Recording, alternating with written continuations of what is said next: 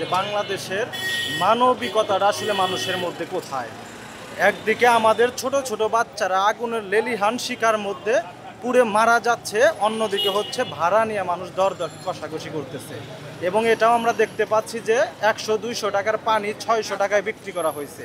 এখন আমাদের দেশের বাচ্চাদের জীবন কি 100 টাকা, 500 টাকা বা 1000 টাকা এর মূল্য?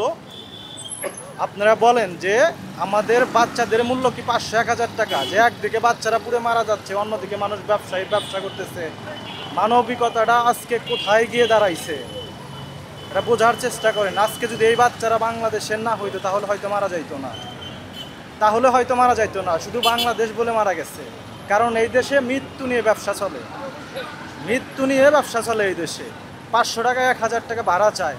আমরা দেখেছি স্বয়ং সামনে দাঁড়া থেকে, যারা রিক্সা চালক ছিল 50 টাকার ভাড়া 200 টাকা 400 টাকা, ভাড়া না মিটলে যাবে না। মানুষ মারা যাচ্ছে তবু সেদিকে খেয়াল নাই, নিজের টাকা কামাইতে হবে। নিজেদের পার্সোনাল উদ্যোগে আমরা যে মাইলস্টোন স্কুল অ্যান্ড কলেজের যে বাচ্চারা আহত হয়েছে, ওনাদের স্বজনরা যারা এই হসপিটালে আসতেছে এবং যাচ্ছে, তাদেরকে আমরা ফ্রিতে সার্ভিস দেওয়ার জন্য আমরা মূলত এখানে আসছি।